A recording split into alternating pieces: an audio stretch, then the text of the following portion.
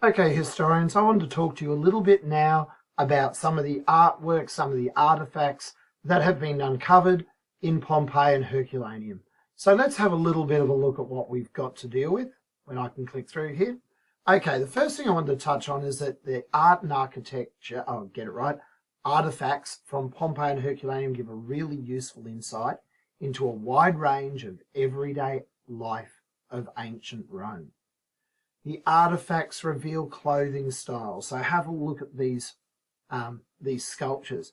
These two sculptures of Roman women are in the Getty Villa in Los Angeles, and the two other statues here, also Roman, also from Pompeii region, are in the Getty Museum in Los Angeles. So these are two separate museums in the United States that hold these rare Pompeian and Herculanean artworks. They're showing styles of dress, hairstyles. They're showing fashion. They're showing ideals of beauty. They're showing what is valued in looks and appearances.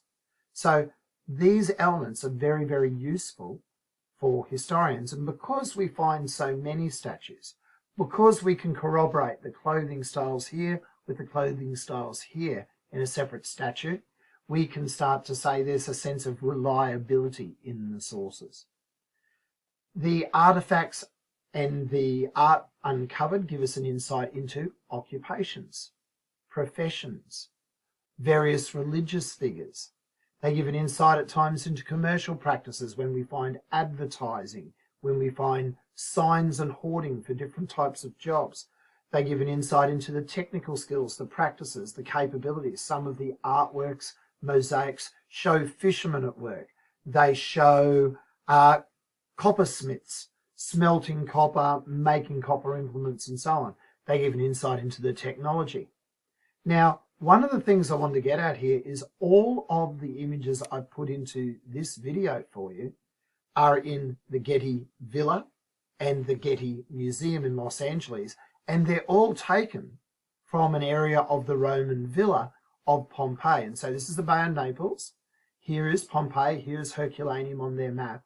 That's a photo of one of the signs. Everything you're seeing here has been taken from Italy without actually the permission of owners. There's actually a major court case between the Italian government and the Getty Institutes saying, should we have these items returned? So let's have a look a little bit further. The imagery I've got here on the left-hand side, when I hit play on this video, hopefully it won't start automatically, but I suspect it might. This is in the University of Penn Museum. You can see all of this metalworking in terms of artifacts that are quite artistic, all taken from Pompeii and Herculaneum. And this small copper bronze statuette of Bacchus, the god of fruitfulness, wine, festivals, is from Pompeii, and it's located in the Getty Villa in Los Angeles. Okay, so let's have a little bit of a look. And as I say, this will probably start playing. I'm going to have to hit pause on one of them very quickly. Let's see. Yep, it wants to play there. So let's just pause that for a moment and go to our next point. Here we go. So in Pompeii, there are many vessels. I've started the other one. Many vessels made of metal being found that are associated with the wine and the winemaking industry. There are wine presses made of various clay products and metal products combined. We've got cups, goblets, carafes for the serving of wine, all made of metal products that seem to be coming out of Pompeian factories. Exactly. We also have forks and spoons and egg cups and plates, all found in huge numbers, all found in many homes, many businesses. So this indicates that we've not only got evidence of these practices taking place, which is useful for historians to get an insight into the past, but because there are so many, they corroborate each other.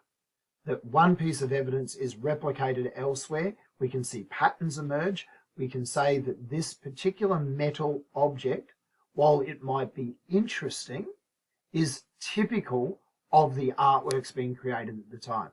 So let's move on now and have a look at a little bit more. In Herculaneum in particular, when we're talking about wine, there's actually a wine shop that displays fresco art of the gods and wine, and many of the bodies of Herculaneum and Pompeii are recovered with coins and metal adornments with them. So we're getting a really good sense of what life in Pompeii and Herculaneum is like when we look at the art and the artefacts. So let's have a look into the display case at the University of Penn first. As this moves around for you, have a look at what we've got in here. It's a little bit hard to show you exactly as it is in the case, and I'll try to zoom in. Bronze, copper, silver and gold artefacts, utensils in great numbers in Pompeii. Many of the metalworking workshops have been found. They're mainly located in Pompeii. They have specialised tools, equipment, moulds, casts, and partly completed projects. I'm going to hit pause here for a moment. So as we zoom in here, we've got an example of metal technology. This is an oil lamp that is used to light the way at night. This is lighting. Okay, you can see the artwork here. You can see the imagery of gods and so forth.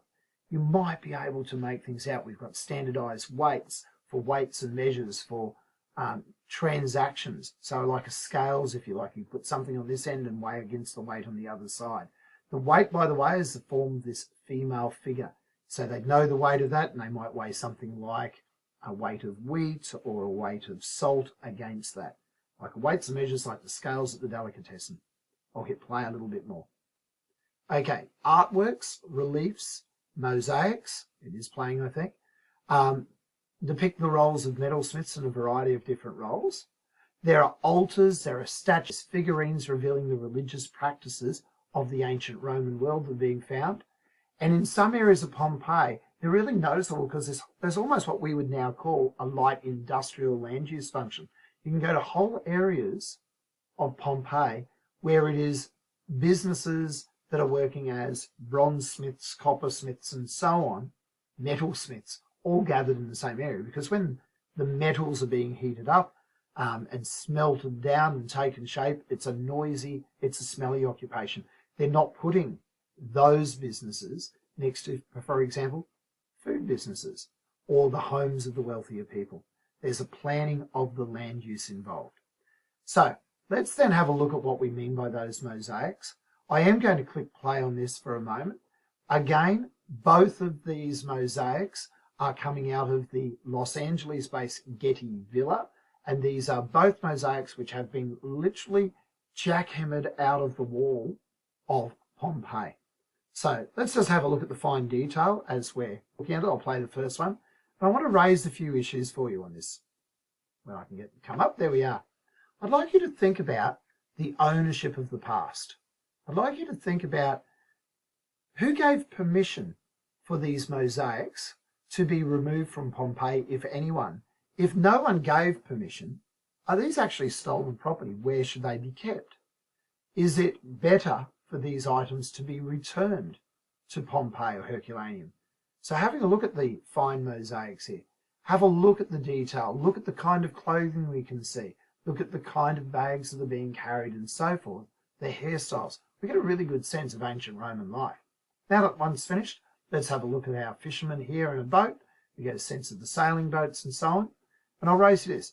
Many of these impressive artworks have actually been physically around Herculaneum and placed in museums like the Louvre in Paris, the British Museum in London, the Met in New York, and and Los Angeles. We've got the Getty Museum and the Getty Villa. They have been used to have these collector's items, these antiquities, returned home. There's actually court cases between the Italian government and the Getty.